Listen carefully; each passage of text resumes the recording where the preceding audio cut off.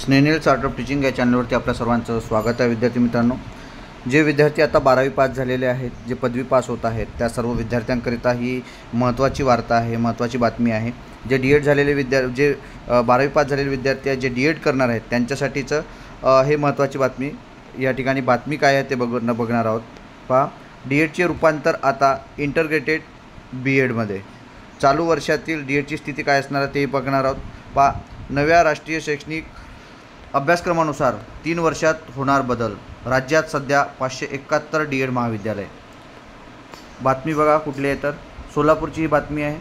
राज्यात 2012-13 मध्ये 1405 डी-एड महाविद्यालय होती, पण आता ते 2025-26 या शैक्षणिक वर्षातील प्रवेशासाठी अवघे 571 या ठिकाणी शाळा म्हणजे महाविद्यालय आहेत। म्हणजे 1000 महाविद्यालय या ठिकाणी कमी झालेले आहेत।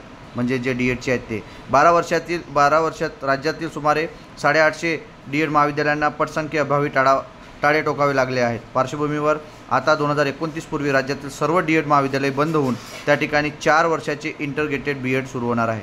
म्हणजे ही जी कॉलेजेस आहेत ही सर्व गव्हर्नमेंटची कॉलेजेस आहेत, जे आता 571 कॉलेजेस राहिलेले आहे डी-एडचे, आणि बाकी सर्व प्रायव्हेट कॉलेजेस हे बंद झालेले आहे। हे या ठिकाणी या बातमीच्या माध्यमातून आपल्याला कळत आहे।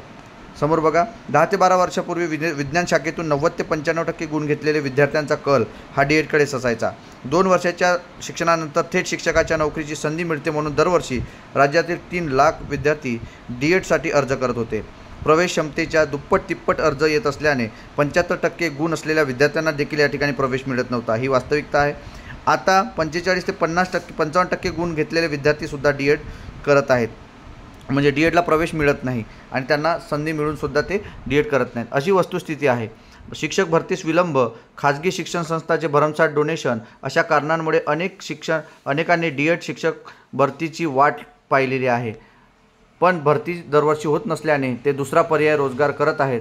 खाजगी शिक्षण संस्थांची नोकरीसाठी 20 लाखाहून अधिक रुपयाचे डोनेशन द्यावं लागते। सध्या प्रवेशासाठी 30,000 जागा असूनही 20,000 विद्यार्थी सुद्धा अर्ज करत नाहीत, अशी विदारक परिस्थिती असल्याने अनेक डी-एड कॉलेज हे बंद झालेले आहे आणि त्यांना गाशा गुंडाळावा लागला आहे। या ठिकाणी पहा, शिक्षक भरतीसाठी टी-ई-टी असणार बंधनकारक। 2009 मधील आर-टी कायद्यानुसार इयत्ता 1ली ते 5वी वर्गातील शिक्षक भरतीसाठी टी-ई-टीचा म्हणजे शिक्षक पात्रता परीक्षा पेपर 1 आणि 6वी ते 8वी करिता पेपर 2 उत्तीर्ण असणे बंधनकारक आहे।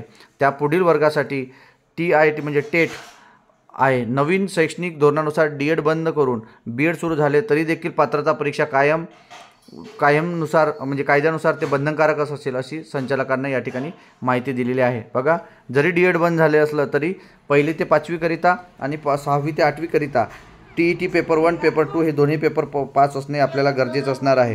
त्या ठिकाणी पहा, नवीन राष्ट्रीय शैक्षणिक धोरणात शिक्षक पात्रतेसाठी डी-एड ऐवजी बी-एड करावे लागू शकते।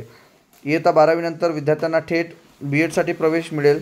पहा, 12वी नंतर डायरेक्ट बी-एडसाठी प्रवेश मिळेल आणि 4 वर्षानंतर त्या विद्यार्थ्याला पदवीचे प्रमाणपत्र मिळणार आहे। त्याची अंमलबजावणी आगामी काळात अपेक्षित असून त्याचा कृती आराखडा केंद्रीय स्तरावर तयार करण्यात आलेला आहे, असं हे प्राचार्य डी-एडचे प्राचार्य यांनी सांगितलेलं आहे, जे सोलापूरचे प्राचार्य आहेत। ही महत्त्वाची जी बातमी आहे, ही महत्त्वाची बातमी यातून आपल्याला स्पष्ट झालेलं आहे की डी-एडचं काय होणार आहे।